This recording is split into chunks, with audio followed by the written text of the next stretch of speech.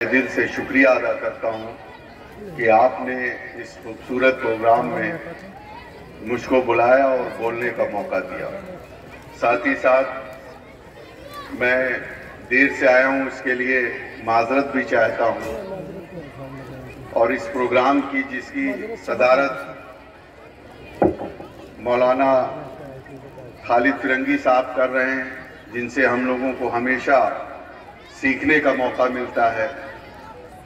और कभी भी कोई परेशानी आती है तो उनको अपना गार्जियन समझकर हम उनके पास जाते हैं और बहुत अच्छे तरीके से वो हम लोगों को रहनुमाई करते हैं, रास्ता दिखाते हैं कि किस तरीके से हम लोग सियासत में आगे बढ़ें। और क्योंकि हमें तो बहुत इम्तिहान देना पड़ता है, क्योंकि जो आज के दौर की सियासत है, इसमें अपने ईमान को बचाना, अपने आप को बचाना बहुत अल्फाज नहीं है उसके लिए, लेकिन हमेशा मौलाना का हम लोगों को सरपरस्ती मिली। साथ ही साथ कल मेरे क्षेत्र में एक मदरसे में प्रोग्राम था, हम लोग साथ में थे, डॉक्टर साहब वहां मौजूद थे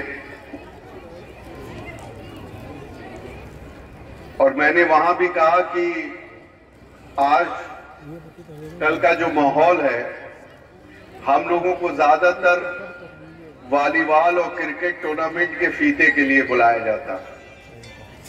बहुत कम ऐसा मौका मिलता है कि स्कूल में किसी फंक्शन में बुला लिया जाए। बहुत ख्वाहिश होती है, क्योंकि मैं समझता हूं कि जहां से हम लोगों ने अपनी सियासी सफर शुरू किया, अलीगढ़ मुस्लिम यूनिवर्सिटी, अगर अलीगढ़ मुस्लिम यूनिवर्सिटी की तारीख को उठाकर देख लें तो उससे अच्छी मिसाल हमारे पास कोई नहीं।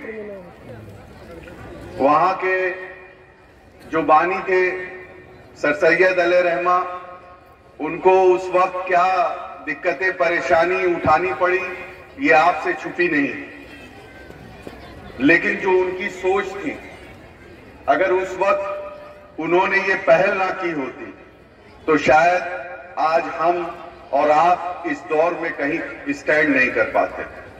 उस दौर में उन्होंने हर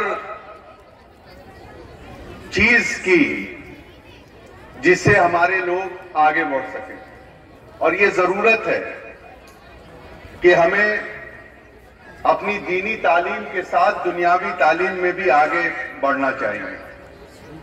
और यही सोच उनकी थी, और यही मैं सबसे कहता हूं कि एक हाथ में हमारे कुरान हो, दूसरी हाथ में साइंस हो, और सर पे ला इलाहा इल्लल्लाह मोहम्मद रसूलुल्लाह का ताज। और हमारे नौजवानों को चाहिए, क्योंकि जिस दौर से हम गुजर रहे हैं, आज का दौर बहुत हाईटेक हो गया है, मोबाइल सबके हाथ में है, लेकिन मोबाइल में ज्यादा वक्त हमारा दूसरी चीजों में निकल जाता है। और कहीं ना कहीं कुछ ऐसी ताकतें हैं जो हमारी तारीख को मिटाना चाहती। हमारे बच्चों को चाहिए कि अपनी तारीख को पढ़ना चाहिए, कि इस मुल्क की आजादी से लेकर इस मुल्क को बनाने में कितना हमारे बुजुर्गों ने कुर्बानियां दी हैं, उनका कितना बड़ा रोल रहा है। ये हमें और आपको जानना पड़ेगा। अगर हम जानेंगे नहीं तो हम किसी को बता नहीं पाएंगे। खास तौर से बहुत बड़ी तादाद में यहाँ मेरी बेटियां बहनें बैठी हुई हैं, मैं उनसे कहना चाहता हूं, क्योंकि आप जिस घर में रहती हैं, आप उस घर को संवारती हैं, और जब शादी के बाद दूसरे घर को जाती हैं तो उस घर को भी संवारने का काम आप ही करती हैं। और जब बच्चा इस दुनिया में आता है तो उसकी पहली क्लास शुरू आपकी गोद से होती है। इसलिए हमें अपने बच्चों को अच्छी तालीम और के साथ अच्छी तरबियत भी देना पड़ेगा, क्योंकि अगर हम अलग नहीं दिखेंगे तो हमारी पहचान खत्म हो जाएगी। शायद कहीं ना कहीं हम साइंस में तो आगे आ गए हैं, हमारे बच्चे डॉक्टर इंजीनियर बनने लगे हैं, हमारे बच्चे एमबीए करने लगे, सीए करने लगे, लेकिन कहीं ना कहीं हमारे घरों से हमारी जबान, हमारी तरबियत और तालीम चली गई। आज सबसे ज्यादा जरूरत उस चीज की है, क्योंकि अगर हम अब पुरानी तारीखों को उठाकर देख लें, तमाम मिसालें, मैं तो बहुत ज्यादा नहीं बोलूंगा क्योंकि मेरे बाद मौलाना साहब बोलेंगे, बताएंगे सारी चीजें कि हमने अगर यहां तक पहुंचे हैं तो हमने मोहब्बत से दुनिया को जीतने का काम किया। अपनी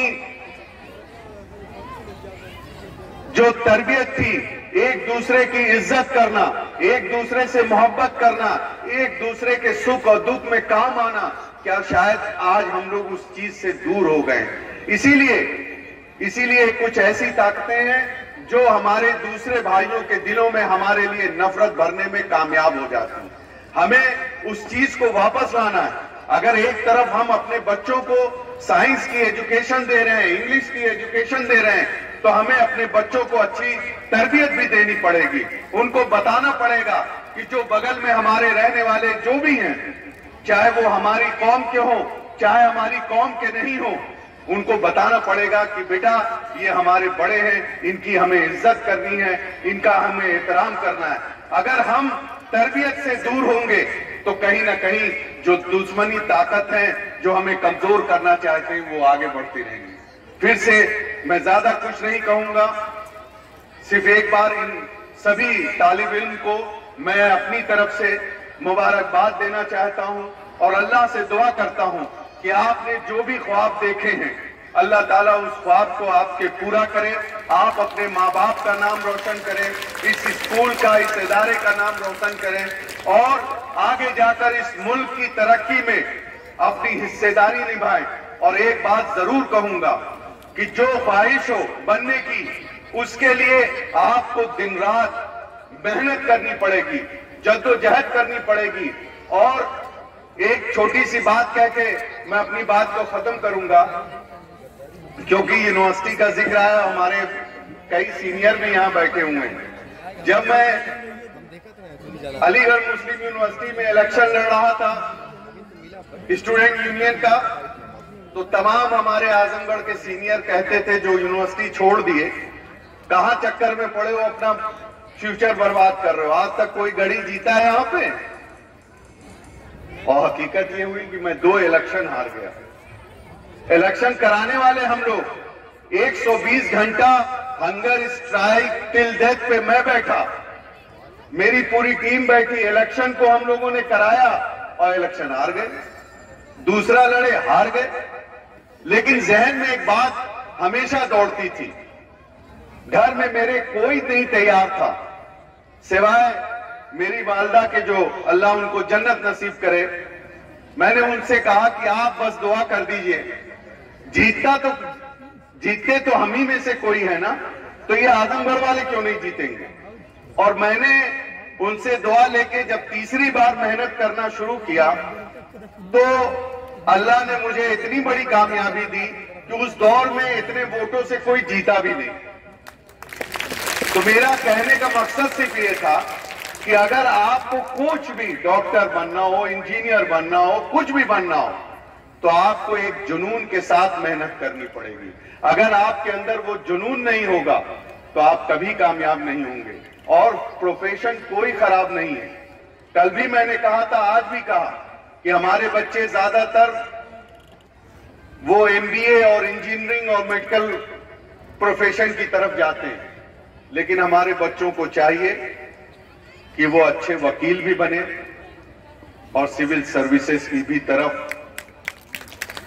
मेहनत करें, जुडिशरी में जाए, क्योंकि आज के दौर में अच्छे वकीलों की भी जरूरत है, अच्छे इंसाफ करने वालों की भी जरूरत है और अच्छा इंसाफ को पूरे जमीन पे उतारने वालों की भी जरूरत है। इसलिए हर फील्ड में आपको जाना चाहिए, बच्चियों को भी जाना चाहिए।